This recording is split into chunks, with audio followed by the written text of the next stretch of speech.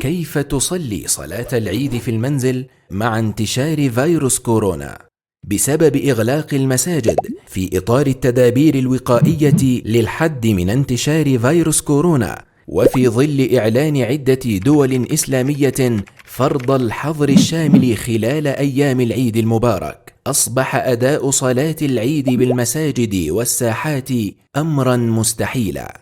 ولأن ديننا الحنيف من أهم مقاصده اجتماع القلوب ونشر الفرحة والبهجة بين المسلمين، فشرع الله تعالى الاجتماع في كثير من العبادات ومنها صلاة العيد. من هنا تساءل الكثيرون عن كيفية أداء صلاة العيد في البيت في جماعة مع الأسرة أو منفردة دون مخالفات أو أخطاء.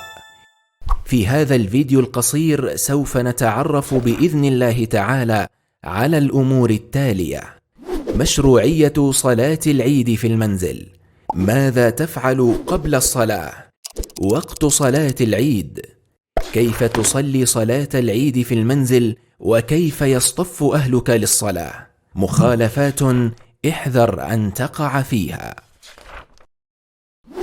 مشروعية صلاة العيد في المنزل: إذا تعذرت إقامة صلاة العيد في الساحات لمانع كما هو حاصل الآن بسبب وباء كورونا، فحكمها هو حكم من فاتته صلاة العيد في الخلاء أو المسجد، حيث يصليها جماعة مع أهل بيته أو منفردا على صفتها المعروفة، كما سنشرح في هذا الفيديو إن شاء الله.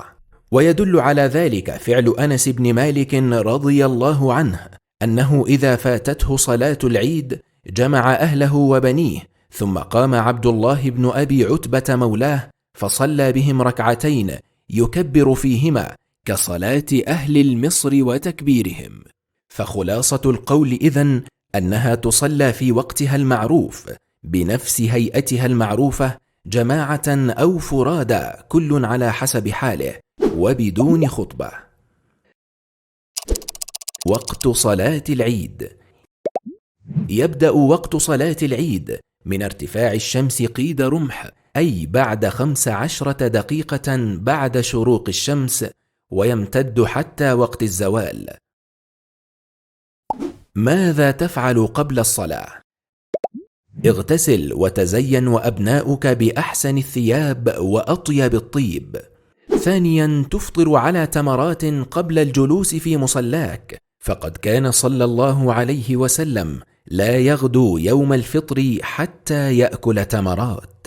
ثم اجلس أنت وأهلك في مصلاكم بالمنزل وكبروا بصيغة التكبير المعروفة، وذلك حتى دخول وقت الصلاة، ثم تقطع التكبير وتصلي صلاة العيد.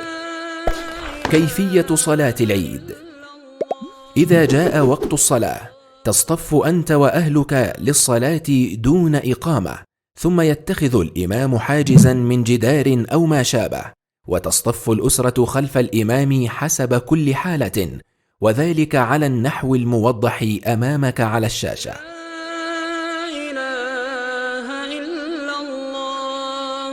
الله أكبر، الله أكبر ولله الحمد، الله أكبر الله. صلاة العيد ركعتان، يكبر الإمام تكبيرة الإحرام ثم يقرأ دعاء الاستفتاح وهو مستحب، ثم يكبر بعدها 6 تكبيرات، ثم يقرأ الفاتحة وسورة الأعلى، ويكمل الركعة على صفة الصلاة المعروفة.